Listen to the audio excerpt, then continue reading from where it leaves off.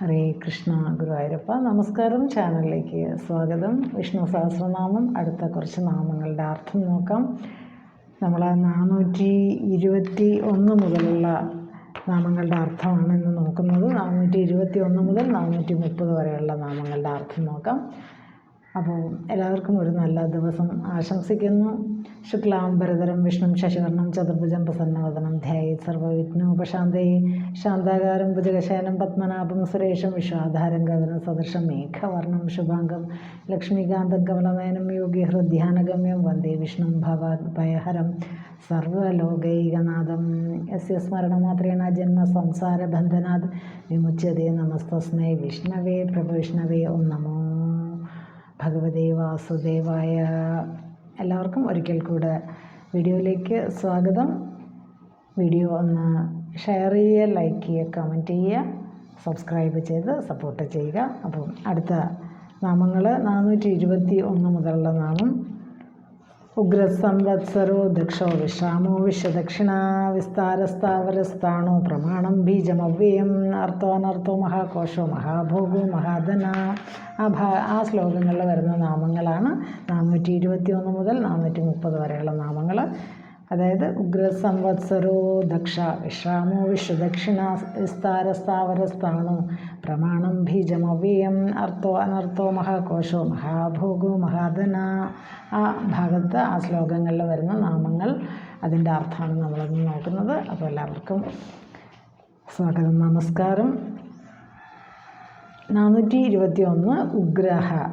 ഭഗവാൻ ഉഗ്രനാണ് എന്ന് പറഞ്ഞാൽ ഏറ്റവും ശ്രേഷ്ഠമായതിനെയൊക്കെയാണല്ലോ നമ്മൾ ഉഗ്രൻ എന്ന് പറയുക. അപ്പോൾ സൂര്യൻ, അഗ്നി, വായു, ഇന്ദ്രൻ ഇതെല്ലാം ശ്രേഷ്ഠമായതാണ്. അപ്പോൾ ഇതെല്ലാം ഉഗ്രം തന്നെയാണ്. അതുപോലെ തന്നെ അതിനെല്ലാം ആ ശക്തികളൊക്കെ ഉഗ്രമായിട്ടിരിക്കുമ്പോൾ ആ ശക്തികൾക്ക് പോലും കാരണമായതാണ് ഭഗവാൻ.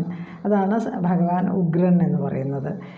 ഇപ്പോൾ നമ്മൾ ഭഗവാന്റെ 10 അവതാരങ്ങളെക്കുറിച്ച് നമ്മൾ പഠിക്കുമ്പോൾ ഉഗ്രമായിട്ടുള്ള അവതാരമായിട്ട് നമ്മളുടെ മനസ്സിൽ വരുന്നത് നരസിംഹ അവതാരമാണ്. ഭഗവാന്റെ നരസിംഹ അവതാരം ഉഗ്രമൂർത്തിയായിട്ടാണ് നമ്മൾ കാണുന്നത്. ആ ഒരു അവതരിക്കുന്ന സമയത്ത് ആ ഒരു കോപവും ഒക്കെ നമ്മൾ കാണുമ്പോൾ അതാണ് ഉഗ്രമൂർത്തി, പേടിപ്പിക്കുന്ന ഒരു ഭാവമാണ് അതിൽ കാണുന്നത്. മാത്രമല്ല അതിൽ ശക്തി, അനന്തശക്തിയും അതിൽ നമുക്ക് കാണാൻ പറ്റും. നരസിംഹ അവതാരത്തെക്കുറിച്ച് അഥർവവേദത്തിൽ പറയുന്നത്: ഓം ഉഗ്രം വീരം മഹാവിഷ്ണു ജ്വലന്തം വിശ്വതോമുഖം നൃസിംഹം ഭീഷണം ഭദ്രം മൃത്യും നമാമ്യഹം എന്ന്. അപ്പോൾ ഈ ഒരു, അതായത് നരസിംഹ അവതാരത്തിൻ്റെ ആ ഒരു ഉഗ്ര രൂപത്തെയും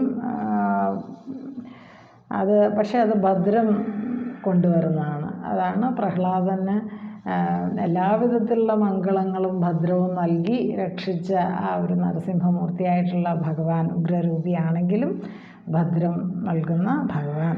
അപ്പോൾ ഇനി അടുത്തത് 422 നാമം സംവത്സര. സംവത്സര എന്ന് പറയുമ്പോൾ കാലത്തിൻ്റെ അളവ് എന്ന് പറയും. നമ്മളിപ്പോൾ നമ്മുടെ ഭാഷയിൽ പറയുകയാണെങ്കിൽ ഒരു വർഷം, അതാണ് സംവത്സരം. അപ്പോൾ ഈ കാലത്തിൻ്റെ അളവ് എന്ന് പറയുമ്പോൾ കാലരൂപിയാണ് ഭഗവാൻ എന്ന് പറയുമ്പോൾ, ഭഗവാൻ കാലരൂപിയാവുമ്പോൾ നമുക്ക് അറിയാം, നമ്മൾ ഒരു വർഷം നമുക്കൊക്കെ പെട്ടെന്ന് 365 ദിവസം കടന്നു പോകുന്നതായിട്ട് നമ്മൾ അനുഭവപ്പെടുന്നു. ഇന്നത്തെ ലോകം വളരെ ഫാസ്റ്റ് ആയതുകൊണ്ട് ഒരു വർഷമൊക്കെ പെട്ടെന്ന് അങ്ങോട്ട് പോയ പോലെ തോന്നി. ഇപ്പോൾ തന്നെ ഇതിപ്പോൾ 7ാമത്തെ മാസമാണ് 2025. അപ്പോൾ ഒരു വർഷം എന്ന് പറഞ്ഞാൽ 6 ഋതുവാണ്. ഒരു ഋതു എന്ന് പറയുമ്പോൾ 2 മാസം, ഋതുക്കൾ എന്ന് പറയില്ലേ. അപ്പോൾ ആ ഋതുക്കൾ മാറി വരുന്ന സമയത്താണ് ഈ നമുക്ക് ശരീരത്തിനൊക്കെ അസ്വസ്ഥതകൾ, രോഗങ്ങൾ, പനി, അങ്ങനെയൊക്കെയുള്ള പല അസ്വസ്ഥതകൾ വരുന്നത്. അപ്പോൾ നമ്മൾ ഈ ചിലപ്പോഴൊക്കെ നമുക്ക് ശരീരത്തിന് പല അസ്വസ്ഥതകൾ വരുമ്പോൾ ഇതെന്തുകൊണ്ട് എന്നൊക്കെ ഇങ്ങനെ ആലോചിക്കും. അതിന് കാരണം ഋതുക്കൾ മാറി വരുമ്പോൾ നമ്മുടെ പ്രപഞ്ചവും നമ്മുടെ ശരീരവും ഒക്കെ ആയിട്ട് വളരെയധികം ബന്ധപ്പെട്ട് കിടക്കുന്നു. അതുകൊണ്ടാണ് ഈ ഋതുക്കൾ, അതിൻ്റെ മാറ്റം നമ്മുടെ ശരീരത്തിലും പല ചെറിയ ചെറിയ അസ്വസ്ഥതകളും രോഗങ്ങളും ഒക്കെ ആയിട്ട് നമുക്ക് തോന്നുന്നത്. അപ്പോൾ 6 ഋതുക്കൾ ചേർന്നാണ് 12 മാസം. 6 × 2 12 മാസങ്ങൾ. അതാണ് ഒരു സംവത്സരം എന്ന് നമ്മൾ പറയുന്നത്. അപ്പോൾ ഈ സംവത്സരം എന്ന് പറയുമ്പോൾ കാലം എന്ന ഒരർത്ഥം പറയുകയാണെങ്കിൽ ഭഗവാൻ കാലമാണ്, ഭഗവാൻ സംവത്സരമാണെങ്കിൽ ഭഗവാൻ കാലമാണ്, കാലസ്വരൂപനാണ് ഭഗവാൻ എന്ന് പറയും. അപ്പോൾ ഭഗവാനിൽ സർവ്വഭൂതങ്ങളും വസിക്കുന്നു എന്നാണ് അർത്ഥം. ശങ്കരഭാഷ്യത്തിൽ പറയുന്നുണ്ട് സംവസന്തി ഭൂതാനി അസ്മിൻ ഇതി സംവത്സരഃ എന്ന്.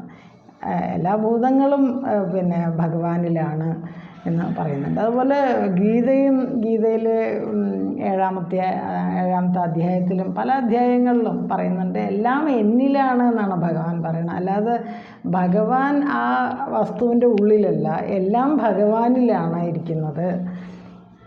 അപ്പോൾ അത് ഹരിനാമ കീർത്തനത്തിൽ നമുക്കത് പറഞ്ഞു തന്നിട്ടുണ്ട് എഴുത്തച്ഛൻ. അതായത് ലക്ഷം പ്രകാരമോട് സൃഷ്ടിപ്പതിനും അത് രക്ഷിപ്പതിനും അത് ശിക്ഷിപ്പതിനും ഇഹ എന്ന്. അവിടെ ആ വാക്കുകൾ കേൾക്കുമ്പോൾ സൃഷ്ടിപ്പതിനും പറയുമ്പോൾ സൃഷ്ടിയെക്കുറിച്ച് പറയുന്നു.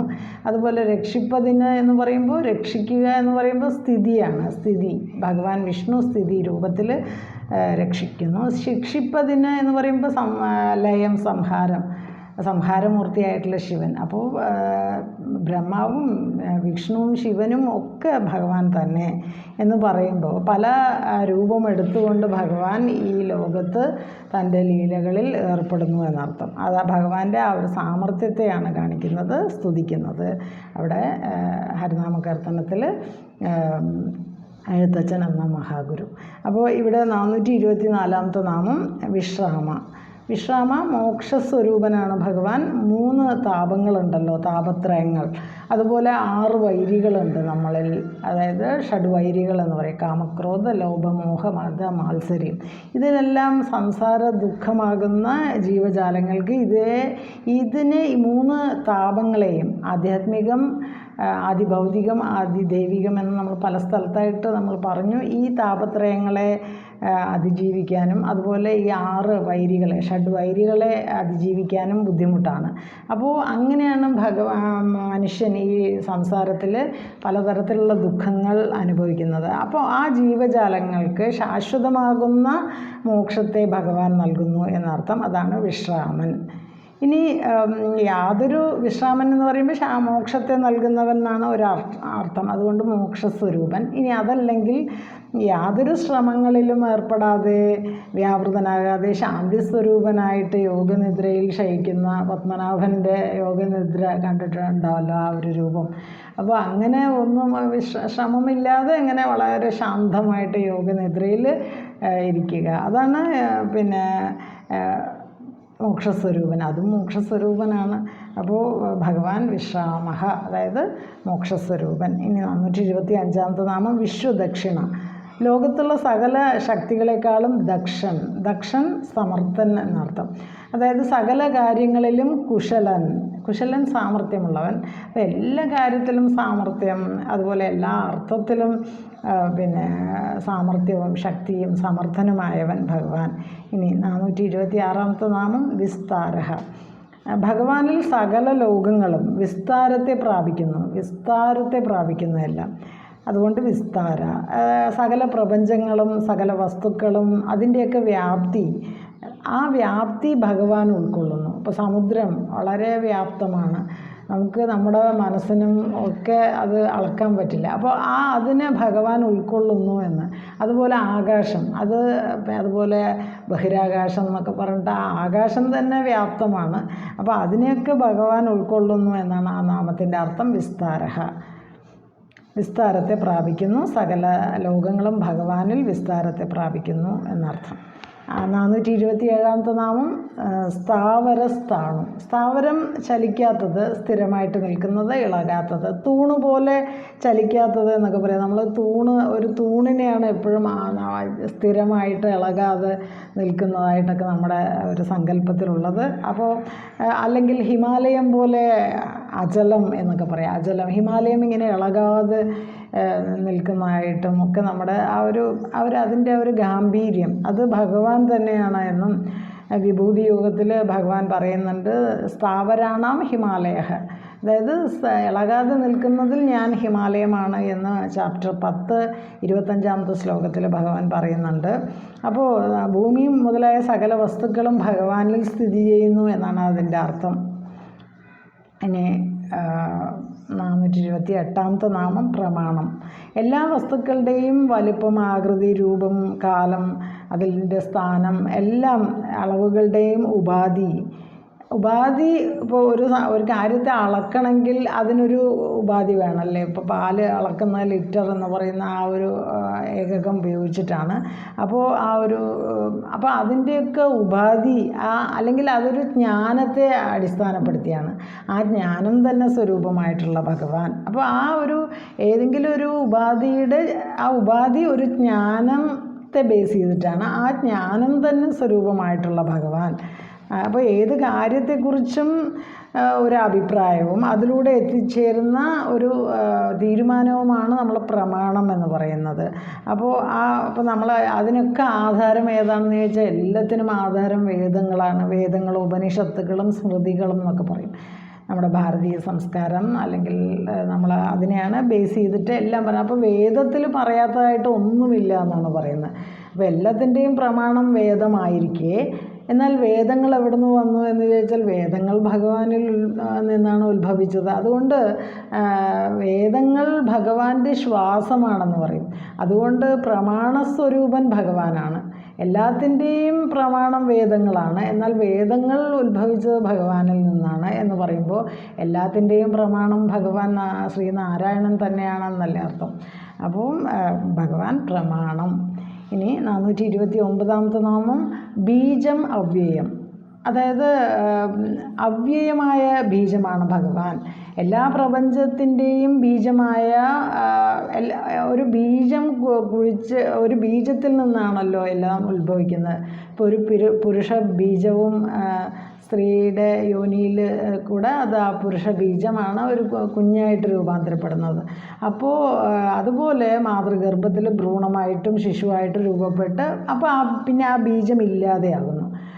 ബീജത്തെ പിന്നെ നമ്മൾ കാണുന്നില്ല. എന്നാൽ ഒരു പ്രപഞ്ചത്തിൻ്റെ ബീജം ഭഗവാനായിരിക്കെ പ്രപഞ്ചം അതിൻ്റെ സൃഷ്ടി, സ്ഥിതി, സംഹാരം, അവസാനം സംഹാരം, പ്രളയം ഇതെല്ലാം കഴിയുമ്പോഴും ഭഗവാനുണ്ട്. ഭഗവാന് നാശമില്ല. അതുകൊണ്ടാണ് അവ്യയം എന്ന് പറയുന്നത്. ഭഗവാൻ ബീജമാകുമ്പോഴും അത് അവ്യയമാണ്. അതാണ് ബീജം അവ്യയം എന്ന് പറയുന്നത്. ബീജം മാം സർവഭൂതാനാം വിദ്ധി പാർത്ഥ സനാതനം എന്ന് 7ാമത്തെ ചാപ്റ്ററിൽ ഭഗവാൻ 10ാമത്തെ ശ്ലോകത്തിൽ പറയുന്നുണ്ട്. അപ്പോൾ നാശമില്ലാത്ത ശക്തിയാണ് ഭഗവാൻ. അപ്പോൾ മന്ത്ര അക്ഷരങ്ങളൊക്കെ നാശമില്ലാത്തതാണെന്ന് പറയും. ആ നാശമില്ലാത്ത മന്ത്രാക്ഷര സ്വരൂപമായിട്ടിരിക്കുന്നതും ഭഗവാനാണ്. അതുകൊണ്ട് ഭഗവാൻ നാശമില്ലാത്ത ശക്തിയാണ്. അതായത് ബീജം അവ്യയം. ഇനി അടുത്ത നാമം അർത്ഥഃ. പദം എന്നും വാക്യമെന്നും ആംഗ്യം, എഴുത്ത്, ഭാഷണം ഇതെല്ലാം ഒരു ഭാഷയിൽ പരസ്പരം കൈമാറുന്ന ആശയങ്ങൾ, ഇതൊക്കെ അർത്ഥം എന്ന് പറയാം. അതുപോലെ തന്നെ ഈ അർത്ഥം, ഭാഷ, അതുപോലെ ഭാഷണം ഇതെല്ലാം നിലനിൽക്കുന്നത് ഭഗവാനിലാണ് എന്നും എല്ലാ ജ്ഞാനത്തിൻ്റെയും മൂർത്തിമത് ഭാവമാണ് ഭഗവാൻ അല്ലെങ്കിൽ ഭഗവാന്റെ സ്വരൂപം. ഇനി വേറൊരു അർത്ഥം എന്ന് പറയുന്നത്, അർത്ഥത്തിൻ്റെ വേറൊരു രൂപം എന്ന് പറയുന്നത് സമ്പത്ത്, ധനം. നമ്മളൊക്കെ അർത്ഥം എന്ന് പറയുമ്പോൾ സമ്പത്ത്, ധനം എന്നാണ് വിചാരിക്കുന്നത്. അപ്പോൾ പിന്നെ നമ്മൾ പുരുഷാർത്ഥങ്ങൾ നേടുക എന്നുള്ളതാണല്ലോ ഒരാളുടെ ധർമ്മ, അർത്ഥ, കാമ, മോക്ഷം. അതാണ് 4 പുരുഷാർത്ഥങ്ങൾ. ഇതിൽ 2ാമത്തേതായിട്ട് വരും അർത്ഥം. അപ്പോൾ അങ്ങനെയും ആ അർത്ഥം മനുഷ്യൻ നേടേണ്ടത് ആ ഒരു പുരുഷാർത്ഥമായിരിക്കെ ആ ഒരു അർത്ഥം എന്ന് അവിടെ പറയുന്നതും ഓരോ ജീവൻ്റെയും പരമമായ ലക്ഷ്യം ആയിട്ടുള്ള ആ പ്രാപ്യസ്ഥാനം, അതാണ് അവിടുത്തെ അർത്ഥം. അപ്പോൾ നമ്മൾ പുരുഷാർത്ഥങ്ങൾ നേടുക എന്ന് പറയുമ്പോൾ അവിടെ സമ്പത്ത് നേടുക എന്നൊരു അർത്ഥത്തിൽ പറയാം. പക്ഷെ എന്നാലും പരമമായ സമ്പത്ത് എന്ന് പറയുന്നത് ഭഗവാനിൽ എത്തിച്ചേരുക എന്നാണ്. അതാണ് പ്രാപ്യമായിട്ടുള്ള സ്ഥാനം. അപ്പോൾ ഓരോ ജീവൻ്റെയും പരമമായ ലക്ഷ്യം അല്ലെങ്കിൽ പ്രാപ്യസ്ഥാനം ഭഗവാനാണ് എന്ന് പറഞ്ഞുകൊണ്ട് 430ാമത്തെ നാമം അർത്ഥഃ. അപ്പോൾ ഇത് നമ്മളിന്ന് പറഞ്ഞ ഭാഗങ്ങൾ ഉഗ്രത് സംവത്സരോ ദക്ഷോ വിശ്രാമോ വിശ്വദക്ഷിണ വിസ്താരസ്ഥാവരസ്ഥാണോ പ്രമാണം ബീജം അവ്യയം അർത്ഥോ അനർത്ഥോ മഹാകോശോ മഹാഭോഗോ മഹാധന. ആ ശ്ലോകത്തിൽ വരുന്ന ഭാഗങ്ങളാണ്, നാമങ്ങളാണെന്ന് നമ്മൾ പറഞ്ഞത്. അപ്പോൾ ഇത്രയും ഭാഗം ഗുരുവായൂരപ്പൻ സമർപ്പിക്കുന്നു. ഹരേ കൃഷ്ണ. ഗുരുവായൂരപ്പ സർവം ശ്രീകൃഷ്ണാർപ്പണമസ്തു. കായേന വാചാ മനസേന്ദ്രിയർവ ബുദ്ധ്യാത്മനാവ പ്രകൃതി സ്വഭാവാത് കരോമി സകലം പരസ്മൈ നാരായണായേതി സമർപ്പയാമി. സർവം നാരായണായേതി സമർപ്പയാമി. ഓം തത്സത്. വീണ്ടും അടുത്തൊരു വീഡിയോയിൽ കാണാം. ഈ വീഡിയോ ഷെയർ ചെയ്യുക, ലൈക്ക് ചെയ്യുക, കമൻറ്റ് ചെയ്യുക, സബ്സ്ക്രൈബ് ചെയ്യുക, സപ്പോർട്ട് ചെയ്യുക. എല്ലാവർക്കും ഒരു നല്ല ദിവസം ആശംസിക്കുന്നു. ഹരേ കൃഷ്ണ ഗുരുവായൂരപ്പ. സർവം ശ്രീകൃഷ്ണാർപ്പണമസ്തു. ഓം തത്സത്.